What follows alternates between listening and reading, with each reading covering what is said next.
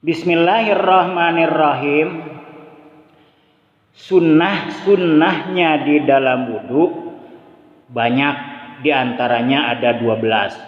Kalau yang fardunya hanya 6, tapi kalau sunnahnya lebih banyak, diantaranya ada 12. Yang pertama, sunnah di dalam wudu itu adalah bersiwak, menggosok gigi. Sebelum wudu kita menggosok gigi dulu. Itu sunnahnya. Dasar hadisnya, laula an asyukko ala ummati la amartuhum bisiwaki inda kulis sholatin. Seandainya tidak jadi keberatan bagi umatku, aku akan memerintahkan, mewajibkan menyikat gigi kepada umatku setiap kali mau sholat. Setiap kali mau sholat tuh bersiwak. Tapi untuk orang yang berpuasa, setelah tergelincir matahari, bersiwak itu hukumnya makruh. Kenapa? Karena ada hadis, lahul luku pamisoimin atyabu indallahi mirrihil miski.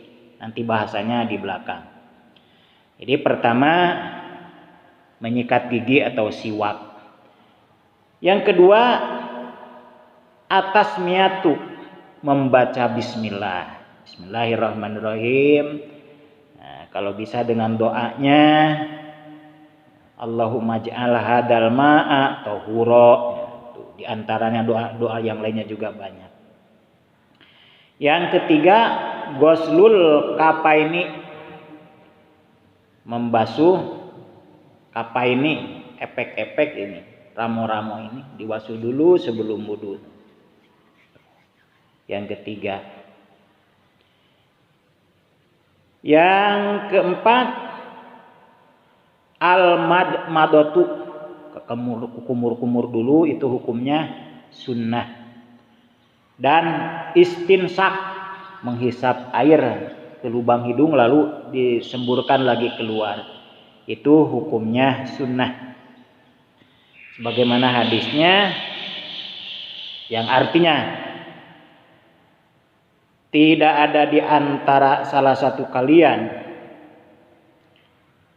telah dekat kepada wudu, artinya sambungannya ke wudu, selanjutnya dia itu berkumur-kumur dan menghisap air ke hidung lalu dikeluarkan, kecuali keluarlah dosa-dosanya dari mulutnya dan dari lubang hidungnya. Itu yang keempat.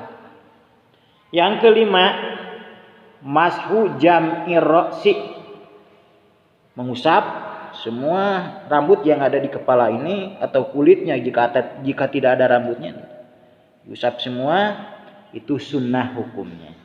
Tapi kalau mengusap, hanya mengusap saja sebagian, itu hukumnya wajib atau fardu. Yang keenam, mengusap dua daun telinga, luarnya dan dalamnya. Ini hukumnya sunnah. Yang ketujuh, tahlilul lihyati kasati. Artinya kalau laki-laki berjenggot, jenggotnya tebal, ini disuai-suaikan ini, diselak-selakan gini air, itu hukumnya sunnah. Seandainya timun diwasuh itu jadi. Tapi sunnahnya sampai diratakan di sini. Yang ke-8, tahlilu asobil yadaini wajilaini, merenggangkan ini. Ketika wudu direnggangkan, jangan diginikan, jangan dirapatkan ini, tapi direnggangkan supaya ini yang kebasuh. Lalu kalau kukunya ini dimasuk-masukin airnya ke sini. Itu hukumnya sunnah. Yang ke-9, takdimul yumna alal yusra, mendahulukan yang kanan manurikeun anu kenca. Jadi mendahulukan yang kanan dulu, membasuh tangan yang kanan dulu, lalu kemudian yang kiri. Itu hukumnya sunnah. Seandainya kebalik, kalau tidak disengaja, ini tidak apa-apa. Tapi kalau disengaja, maka menghilangkan pahala. karena melawan daripada sunnah itu hukumnya makruh. Yang ke-10, atas lisu, membasuhnya 3 kali, membasuh muka 3 kali, wajibnya sekali, asal lantis semua rata itu sudah sah. Tapi walaupun demikian 2 kali dan 3 kali itu hukumnya sunnah. Yang ke-11,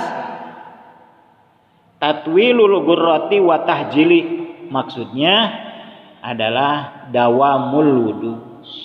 Jadi setiap saat kita punya wudu, siang malam, kalau batal wudu lagi, walaupun tidak mau sholat, walaupun tidak mau baca Al-Quran, kita batal wudu lagi.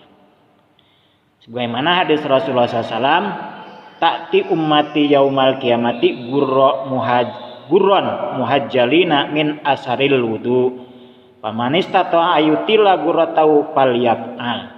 Nanti di hari kiamat umatku akan bercahaya wajahnya dari bekas-bekas wudu. Barang siapa mampu mengabadikan wudunya dalam kehidupannya, maka abadikanlah wudu itu di dalam kehidupannya.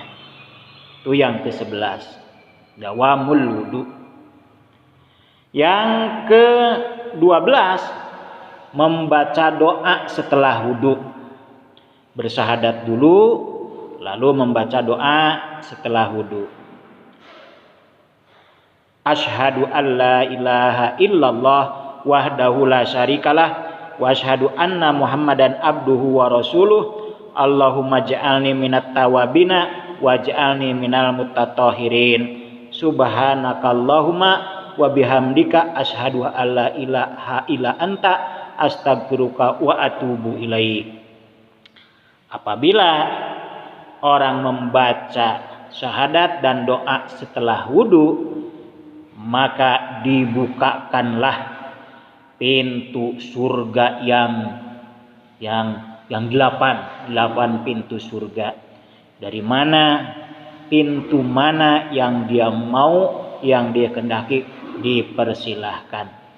Bagi siapa saja yang membaca syahadat dan yang membaca doa setelah wudu, dan doanya ini yang diajarkan Rasulullah SAW, maka dibukakanlah pintu surga yang 8. Silahkan masuk. Ini di dalam Islam gampang sekali ya. Masuk surga itu dengan berwudu lalu baca doa, selesai masuk surga itu. Itu namanya fadilah amal. Wallahul muwaffiq ila aqwamit thoriq. Assalamualaikum warahmatullahi wabarakatuh.